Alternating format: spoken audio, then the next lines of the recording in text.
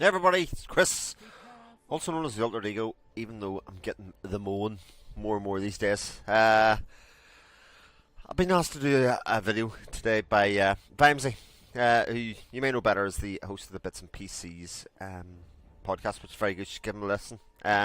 He asked me to do a thing on the shop in Dota 2, which I originally thought meant the one you buy for real money outside of the game, but no, he meant the one in here, the one down there that says shop. To which I'm going to tell you, there's three of them. There's not just one, but we'll get to that.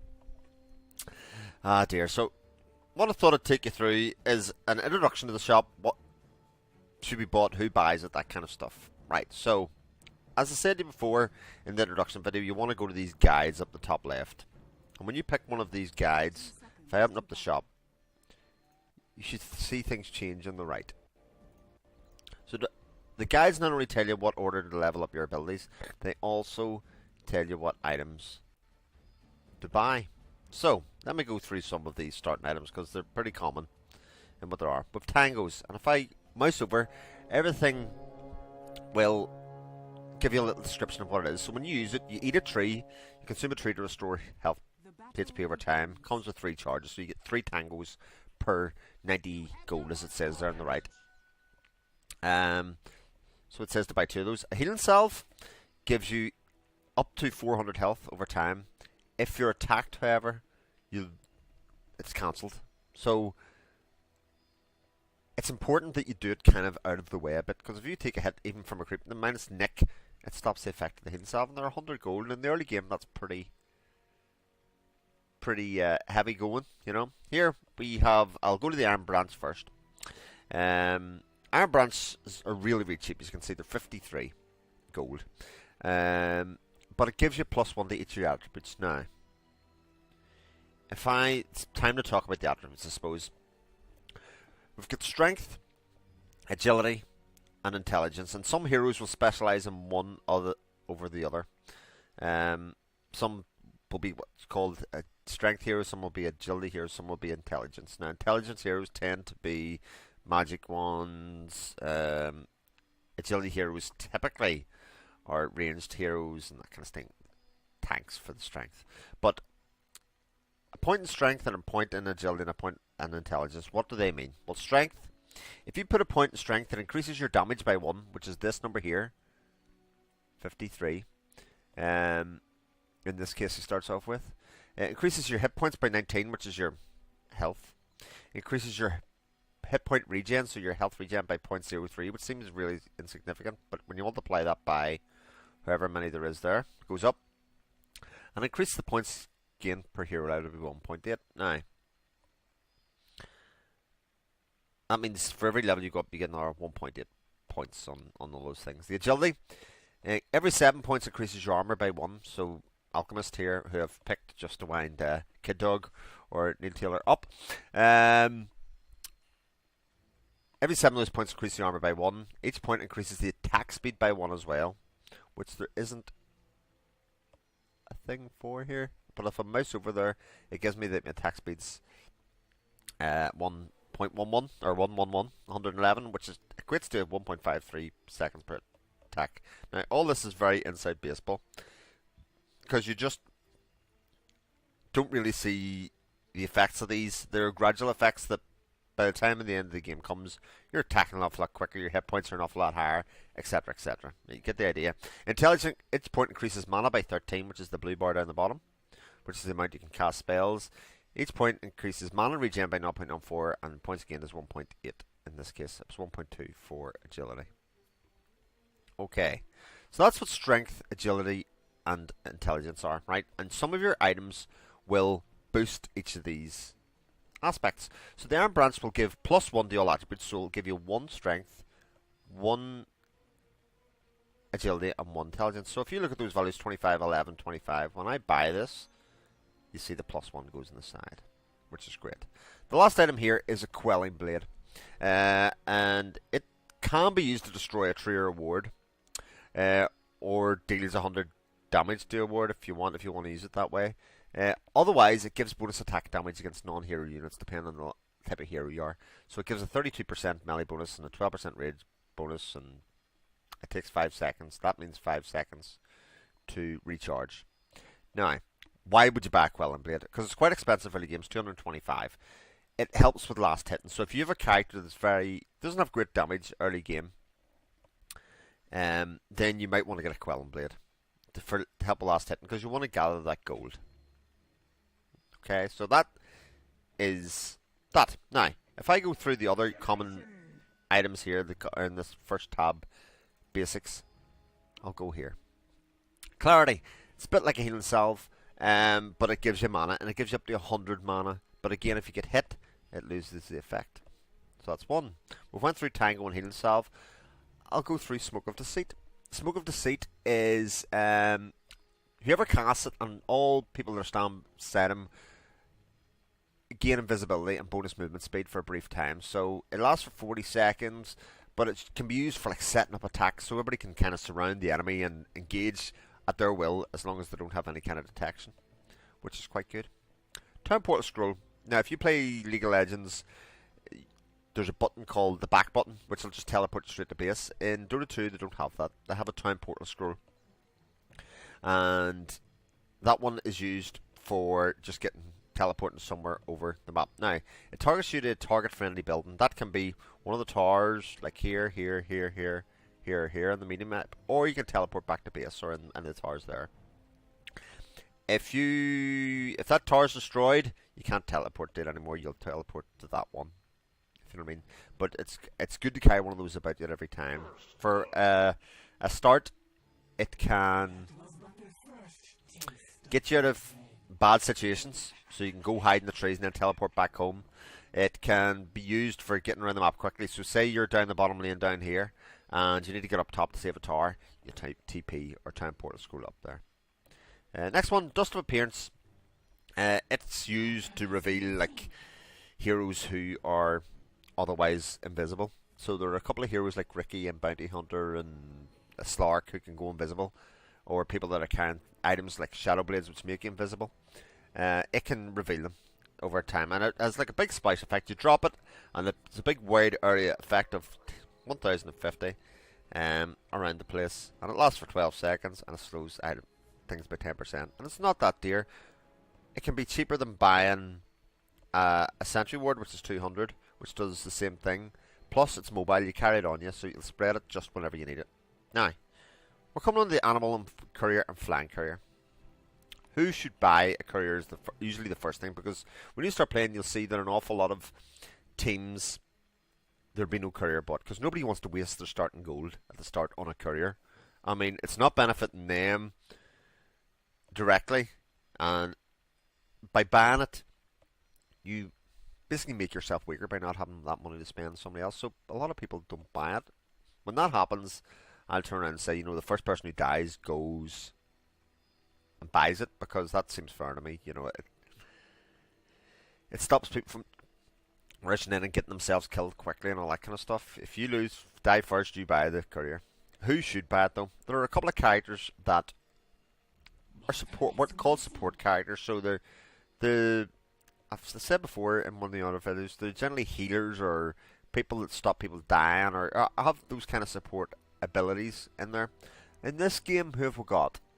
Well, Dazzle would be a support hero, because he has abilities like Shellgrave. So, and I'll be blessed with Shellgrave. No matter how close to death, cannot die while under its protection. That's what they call it. So, support heroes generally buy the courier, because excuse me, their general primary goal is to keep people alive and support them. And what people don't actually realise, if you look at the levels here, you'll see that people are higher levels than other ones, etc., etc. Support heroes will generally be lower throughout the course of the game, but their primary job isn't to do the killing, it's to support. For instance, it doesn't matter what level kind of Dazzle is, his ability for Shallow Grave will always be effective in team fights and keep people alive, and his heal as well, and that kind of stuff. It's still very valuable no matter the thing. So he doesn't need to be as high level. Now, as the game goes on, he might do quite well, and he becomes the guy that's taking people down in team fight, but his primary object to start a game is to support. Jakiro on the other side is pretty great support hero as well. I really like him. Basically, any hero can play support, but some are better suited than others. Vengeful Spirit can play support as well, etc. etc. So that's that. So he buys the Animal Courier, and it can be upgraded to a Flying Courier, which basically just makes it faster. Like there, somebody's already done it. Next ones are Observer Wards. Common mistake is get these two mixed up. Observer Wards just give you sight, and they give you sight in. I wonder if it tells you here. It doesn't last for 6 minutes, but they give you a sight in like a big area. Like there's one there. There's an Observer Ward there, and it gives me sight of this whole area. And they're used for spotting if any enemies are coming to attack you from the side, what we call ganking. And as you can see, they give you a big wide area, and they're used for spotting these runes. So there's a spot there that's usually spotted for runes, and there's one there. So they actually are marked on the map where you can kind of put them for best effect, and that'll spot that rune in there. That's Observer Ward, and they have quite large area. The other one is a Sentry Ward. And what a Sentry Ward is used for, it doesn't have anywhere near the range of the Observer Ward. But what it has, it gives you the ability to see things that are otherwise hidden. So that can be heroes who are invisible. Nyx Assassin can go invisible, Ricky, Bounty Hunter, Slark, anybody with a Shadow Blade.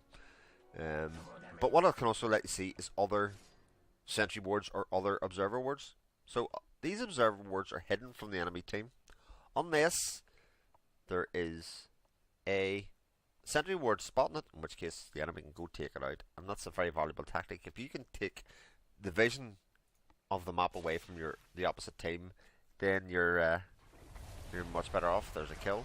You just can't stop looking. There's a double kill maybe. Yeah, he's going. Ah. See, even though I'm not playing, my team's just doing awesome. There's nobody in mid, and oh well.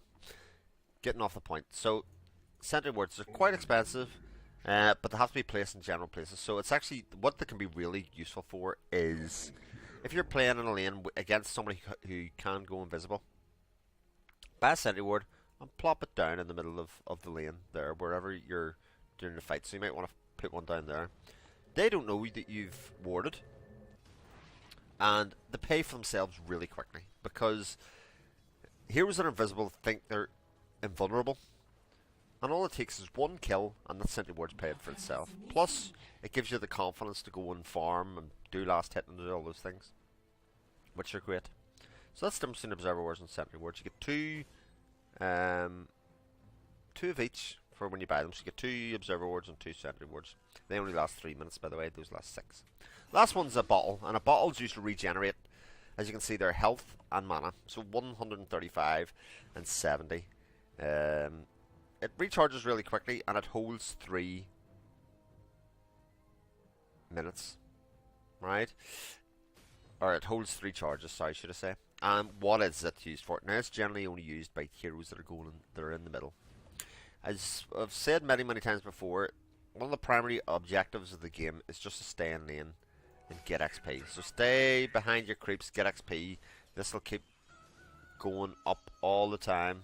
Their level. Will keep on going up. So you don't want to have to go back to base at any stage.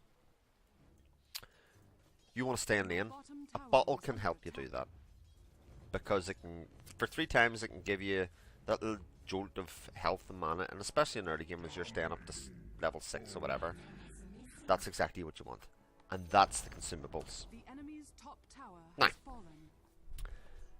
that's those ones. There are other attributes and blah blah blah, but the general attributes ones are the ones early on are ones that can be substitute starting items. So things like Gauntlets of Strength will give you a +3 strength. So if you have a strength hero, that can be good. Slippers of Agility is +3 agility. Mantle of Intelligence is, guess what? It's +3 intelligence. They're all 150 each, and they give you a little boost to that attribute at the start of the game. Okay, a Circlet, a bit like an Iron Branch, much dearer than an Iron Branch. It's 185 to 53. It gives you +2 to your attributes rather than +1. Now, why would you want one Iron Branch, or not one Circlet, sorry, rather than 2 Iron Branches? Well, you only have 6 slots down here, and if you've only got 6 slots, that's not an awful lot of space to carry an awful lot of stuff, so you maybe want to take the circlet just instead, but if you have the space, take the iron branches. Some of these other ones, a bit like I was saying about the Gods of Strength, give you +3 strength, Belt of Strength gives you 6, Band of Elven Skin gives you 6 agility, +6 intelligence for the Robe of the Magi. And similarly, Ogre Club, Bit of Alacrity, and Staff of Wizardry are 1,000 each, and they're +10 to each of those attributes. Lastly, the Ultimate Orb is +10 to all attributes, which can be quite handy. Gives you, if you can save up actually early enough game and get an Ultimate Orb, it can be quite a difference maker to give you +10 right across the board, which is quite good. Now, if I click on say Ultimate Orb, or I click on any of these things like Band of Elven Skin, Robe of the Magi, what you see down here is all the things that it can be used to make. So if I pick the Ultimate Orb, it can be used to make the Scythe of Vice, it can be used to make the Lincoln Sphere, the Mantle Style, and the Eye of Skadi. So, even though you've got these lower level items, as you think at the start, like Iron Branches and that kind of thing, they can be used as bits of other items. So, if I go to the Upgrades tab, the one I'm going to show is the Magic Stick. And if I click on any of these things, I don't have to shift click them or anything, it'll show me the recipe or the bits that are made up out of it. Now you can buy that. If you have 509 gold, which I have, I can buy that straight away, if you know what I mean. Well, all my things getting stolen. Anyway, I can buy it straight away for 509. If I want to buy it in bits, what I would generally do is I shift click that item. I can shift click it there or there, and it'll make these items appear in my quick buy slot down here. Now, as I get the money, I have my hotkey is Z. I'm actually not sure what it is by default, but you can go into your options here. Whoops. And look for controls. Yeah, there it is there. And items, purchase quick buy, I have it mapped to Z. I have a sticky here, that's X. Now if I go back here, that's my sticky there. You can make one of your items a sticky. An item you buy all the time. Town Portal's what most people will have in there. You can use an X just to buy that quickly. Or I can use Z to buy one of these items, and as I buy them, they will go on the courier or in the stash, and then you can get the courier to deliver to you by pressing that button, which is quite good. So it means you're not carrying too much gold at any stage, which is obviously fab, because the more gold you carry on you, the more you drop for the enemies, and the more you give them an advantage when you die. So that's those. I think that'll do for part 1 at the moment. I'll not go into some of the higher level items. What I will say is that an awful lot of, once you do your starting items, the first thing that will get you to buy in an awful lot of cases is boots of some sort, because you'll see that your character's very slow. Movement speed is there is 295 for him. The first thing most people do is buy these boots of speed, which is 450. Gives you 50 movement speed and helps you just escape or attack that wee bit quicker, because most characters move roughly the same size at the start, speed at the start. It gives you that wee bit of an advantage. If you can get quick boots, it gives you that wee bit of an advantage to either get away or get that kill. Our team is going 22 not unbelievable. It gives me plus 50 movement speed, but then can go like power treads themselves. If I mouse over, if I level those up, I can get 55 movement speed, 30 attack speed, and also 80 in a selected attribute. And the thing about power treads is you can change between strength, agility, and intelligence to suit your need, depending on what kind of hero you are. We might come on to the uses of that. So I'll not spend an awful lot of other time doing that. What I will do is I'll take you to the other shops, because this isn't the only shop. I mean, obviously the Dar and the other side have one. There is a shop here and here, and these are called side shops. What they are used for is, again, you don't want to leave lane to come back to base and lose that XP and that chance of gold. You definitely don't want to do that. So they have these side shops that save you from having to go back and do that. Your bottom tower is under attack. So I'm going to take up the side shops now. What the side shop has is very limited stuff in it. Your bottom tower is under attack. So let's see what they have. They have a TP scroll. They have a Bottom magic tower is stick, under attack. which I've taken you through in one of the other vids. Might take you through in a minute. Start shield, Sage's mask, ring of regen, orb of venom, boots of speed. Exactly what we're just talking about. Cloak, ring of health, more of a mask. Those kind of things there. That's the first page. Second page is there. So an awful lot of the early game items can be bought at the side shop. Now, what you'd probably find early game, you'd buy your boots at the side shop. You'd buy your magic stick at the side shop. Those are the main things that you're going to buy. You can buy your ring of regen. You can buy, which gives you HP regen. Sage's mask gives you mana regen, which can both quite good. But you buy them there rather than sending back for the courier, or always hogging the courier for those. Go to the side shop. Obviously, if you're in mid, you can't do that. But if you're in the top and bottom lane, you can push your lane back enough to get into this side shop. And that's all well and good. Now, what I'll do lastly, before doing anything else, is I'll show you a higher level item. And this one is called Alternative Bullshit, which makes it sound like I wrote the guide myself, because it's one of my favourite phrases in Dota. But, like a Radiance, has 2 items inside it. And an awful lot of the high level items will have, you know, just a couple of items that are made up of other bits. Now, with one real expensive item, a Sacred Relic, and what it does is give me plus 60 damage, which is a pretty big bump. Especially at this stage I'm level 1, but it's a pretty high level item, right? But as you might notice, it has like a wee symbol down the bottom left, and that's an S. And what that says is you have to buy it from a secret shop. Now, a secret shop is either here or here. You can use either, but obviously at the start of the game, this one here is safer for the Radiant to use. The team is starting here, and the team is starting up here. That one's safer there. As it goes on later in the game, they're both equally Enemy's bottom tower has kind of fallen. dangerous. So you have to get there, Traveller, or send the courier there to buy the item for you. So save up all that money, not die 3,800. You can't buy it in bits like the other one. You have to buy it in one go. And what usually accompanies these high level items is a thing called a recipe. The enemy's bottom And it will tower has give fallen. some sort of buff to the item that you've got. So instead of just 60 damage, what this recipe does, it gives me burn damage as well. And Radiance is an awfully good item, because what it does is it burns damage as 50. These damage per second in a 650 radius. So they lose 50 health per second if they're standing close to me. So it can be just the extra bit that you need to kill a hero, or especially good when trying to push lanes back, because all the creeps just melt away. You know, like an aura around you. You see the thing flaking off them. So while you're not really getting a